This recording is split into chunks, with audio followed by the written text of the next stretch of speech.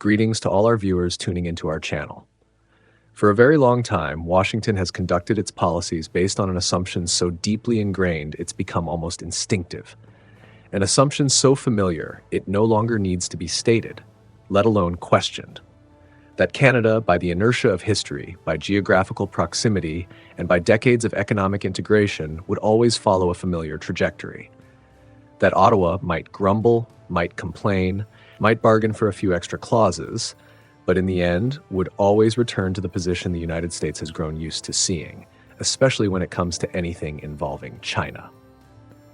This assumption wasn't built on mutual respect, nor did it stem from any notion of equal partnership. It existed purely out of habit, a habit that lasted long enough to become an illusion. And history, if we care to look back, keeps repeating the same cold lesson. When habit is mistaken for loyalty, the awakening often comes swiftly, and the price is rarely pleasant. That illusion didn't come crashing down with the roar of a public confrontation. There was no fiery speech, no defiant declaration before the cameras, no symbolic gesture bold enough to make front-page news. It collapsed quietly, at the exact moment Mark Carney made what appeared to be a technical move, but one that struck at the deepest core of economic power. A move subtle enough to avoid immediate headlines, yet sharp enough to make both Washington and Beijing pause and reassess. Because what's unfolding has never just been about cars, tariffs, or the dry figures of trade. Beneath all of that lies a far bigger, more structural, long-term question. Who will shape the economic architecture of North America in the coming decade? While Washington, in Donald Trump's familiar tone, continues to speak of loyalty, of allied duty, and of the America First mantra, on the other side, a different picture is quietly taking shape, steady and persistent. Carney didn't choose to confront the U.S. head-on. He understood that confrontation only creates short-term noise. What truly unsettles Washington isn't protest, but the power to choose. Not symbolic resistance, but economic autonomy, strong enough to say no without paying a price for survival. And it was precisely when Washington's illusion began to crack that the harsh reality of a new power dynamic started to emerge. Because behind those assumptions and slogans, the real blow had already landed. Not in words, but in policy. A tariff that might have seemed like just a number, yet was enough to shake the foundations of a decades-old system. From that moment on, this was no longer speculation about the future. It became a tangible shock, forcing Canada to confront the first fracture of the old order. The shock didn't come with a bang, but with a single sentence uttered in a press briefing room where tough talk had long become routine. The U.S. Secretary of Commerce, in a firm tone, declared that the auto industry must put America first and Canada second. In that first moment, many in Ottawa and Toronto assumed it was just another political performance typical of the Trump era, a message aimed at domestic voters that would later be softened through rounds of backroom negotiations. But this time, that hesitation quickly proved to be a mistake. In just a short time, words were turned into action. A 25% tariff was imposed on all cars and auto parts imported from Canada. Clear, uncompromising, with no exceptions and no transition period long enough to adjust. For Southern Ontario, this was no longer politics. It was a direct punch to the livelihoods of hundreds of thousands of families. The North American auto supply chain has never operated along rigid national borders. It's a living system where every part relies on the other. Windsor and Detroit beat like two chambers of the same heart. Oshawa is tightly linked to Ohio. Canadian steel goes into car frames assembled in Michigan, and then U.S. components head back to Canada to complete the final product. This system was built on the assumption of stability and cooperation. It worked efficiently because no one imagined tariffs would be used as a blade to cut it apart. When that blade fell, everything shook. Factories couldn't adapt in time. Contracts were left hanging. Investment plans froze within weeks. Nearly 500,000 Canadian workers, people who had never considered themselves part of any geopolitical conflict, suddenly found themselves hostages in a power game far beyond their control. For Donald Trump, that complexity wasn't a concern. In his worldview, trade isn't a web of interwoven interests. It's a simple ledger. Who wins, who loses. Tariffs aren't regulatory tools, they're weapons. A means to force the other side to concede through direct pressure, regardless of long-term consequences. The markets understood this almost instantly. Forecasts for exports were slashed by tens of billions of dollars. The Canadian dollar wavered. Steel and aluminum plants scaled back production, not due to lack of orders, but because no one was sure if those orders would still exist tomorrow. Uncertainty spread faster than the actual impact of the tariffs, seeping into every hiring decision, every investment plan, every expansion effort. In Ottawa, the atmosphere grew heavy. The familiar tools of trade diplomacy seemed to lose their power. When Washington no longer saw its counterpart as a partner, but as a target to pressure, every call for cooperation felt fragile. For the first time in decades, Canada was forced to confront an uncomfortable truth. A large part of its prosperity rested on the goodwill of a government whose goodwill could vanish with a single speech. Goodwill in economics has never been a solid foundation, and this tariff shock exposed the fracture point of an entire system of deep integration, one Canada had long assumed would guarantee its safety. A system efficient in times of stability, but dangerously vulnerable when politicized. It was in that moment, while much of the political class remained stuck between reaction and paralysis, that Mark Carney began to see something fundamental. The issue wasn't what the U.S. had done, but what options Canada still had. Because pressure only becomes truly dangerous when there's no way out. And while Washington continued to wield pressure out of habit, Carney realized that what had been forgotten for years was strategy, the only thing that could turn this shock into a turning point. While most of Ottawa remained stuck in the familiar reflexes of crisis, seeking to soothe, to negotiate, to coax Washington back to the table, Mark Carney moved more slowly, but looked more deeply. He understood that the tariff shock wasn't just a bad policy decision. It was a symptom of a deeper shift in mindset at the center of American power. A mindset that saw pressure as the default tool and saw allied dependence as something to be taken for granted. Carney didn't view this as a dispute that needed to be won quickly. He saw it as a test, not a test for Washington, but for Canada itself. Because if a single decision from across the border could shake the foundations of the economy, the problem wasn't just Trump. The problem was the structure Canada had allowed itself to be locked into for decades. He understood something Washington seemed to have forgotten. Pressure only works when the other side has no alternatives. And when a system runs too smoothly for too long, it's easy to forget the importance of having an exit route. To Carney, the tariffs weren't a declaration of war. They were a final warning signal that Canada could no longer afford to live off the inertia of integration. Instead of responding with emotional retaliation, Carney shifted focus to a colder, more strategic question. Where exactly is Canada locked in? And how can each of those locks be quietly undone? Not through political declarations, but through subtle changes in the way economic decisions are made. It was in this context that a message from Beijing emerged. No fanfare, no grand deal, just a proposal passed through familiar diplomatic channels, technical language, dry numbers. Canada would remove its 100% tariff on Chinese electric vehicles. In return, China would lift its punitive tariffs on Canadian canola. To many, it looked like a simple trade-off, but to Carney, it revealed something deeper. The stark contrast in approach between Beijing and Washington. Canadian farmers had borne heavy losses from a political decision they'd never been part of. Silos were filled with unsold canola, while their biggest export market had been shut off because Ottawa had taken a symbolic stance. Meanwhile, electric vehicles, the very symbol of industrial future, were reduced to bargaining chips. Carney harbored no illusions about Beijing's goodwill. He knew full well this wasn't a concession. It was a calculation. China was testing whether Canada had the autonomy to make decisions in its own interest. And for the first time in years, Ottawa had the chance to answer that question, not with promises, but with action. This right here was what Washington had overlooked. When everything is viewed through the lens of loyalty and punishment, people forget that modern economies don't run on commands, they run on choices.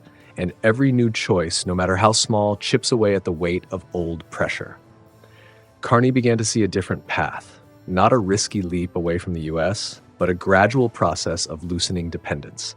No need for a dramatic break, just open more doors. When there are more doors, the room no longer feels suffocating.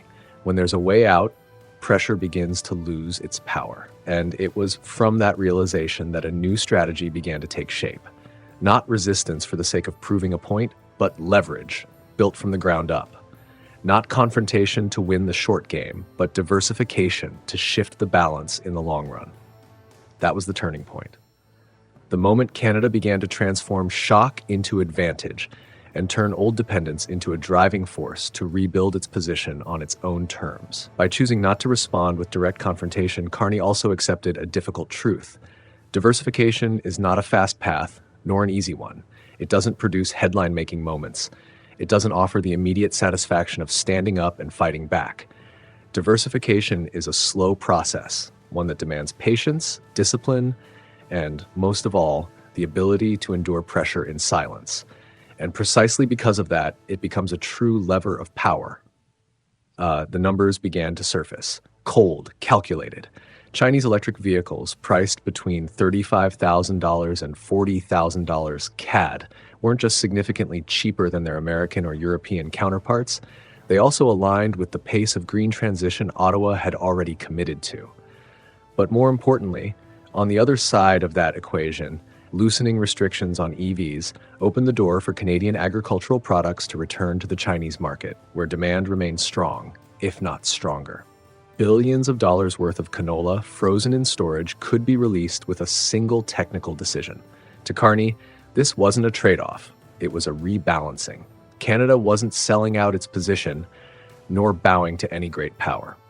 He was simply putting the country's economic interest back at the center of its decision-making process.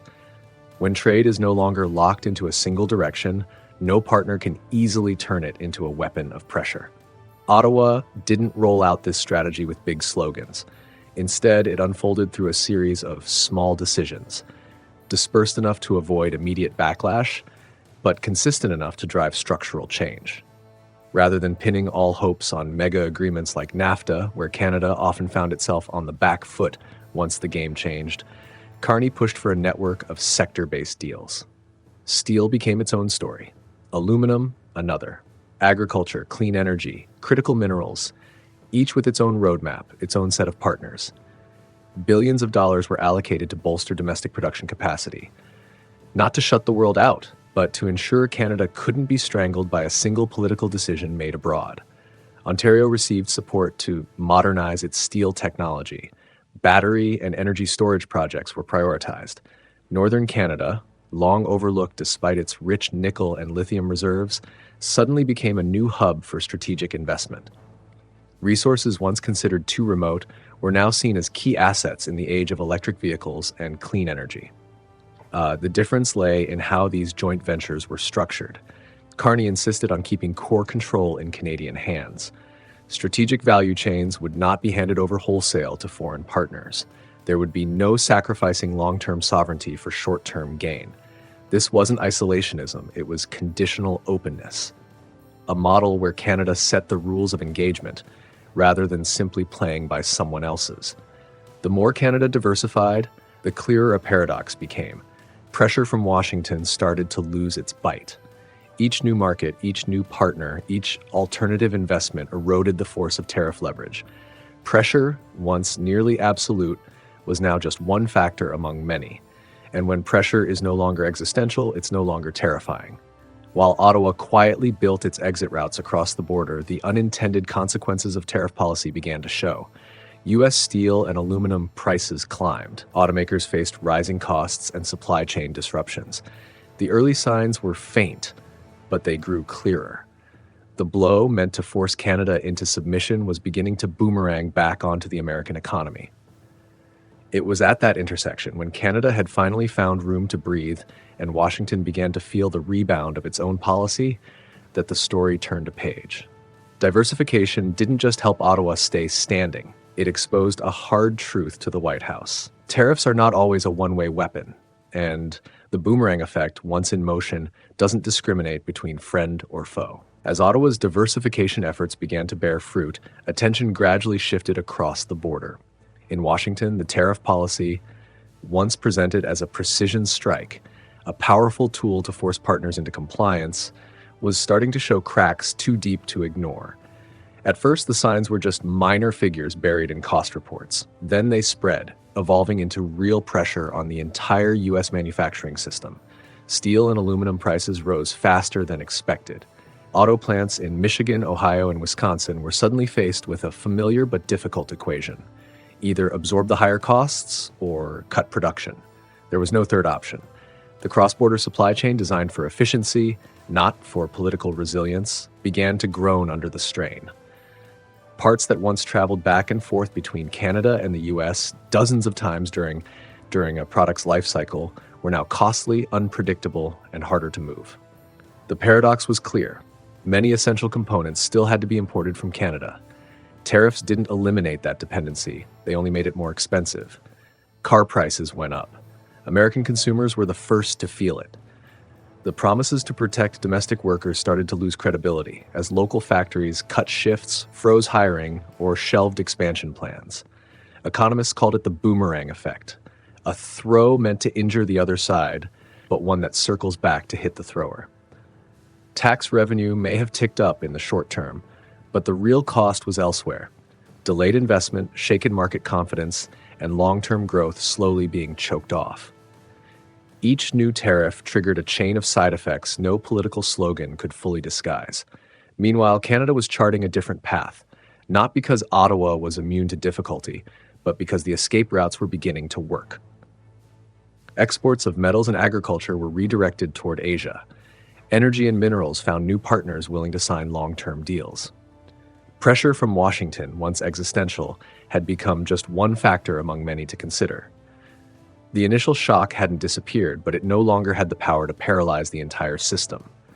This divergence created an increasingly stark contrast. On one side, an American economy struggling with the unintended consequences of its own trade policy. On the other, a Canada quietly but steadily building resilience. No fanfare, no public confrontation, just enough to begin shifting the psychological balance. When pressure stops delivering results, it loses its value as a tool of power. What's more, Washington wasn't just sending a message to Ottawa. Every new tariff, every imposed demand was closely watched by other allies. In Tokyo and Seoul, behind closed doors, the same question began to echo. If Canada can become a target of pressure, are we really safe? Ottawa's experience was no longer an isolated case. It became a warning signal. As Trump's tariff policy began to hurt the U.S. itself, it also started to erode trust among longtime partners.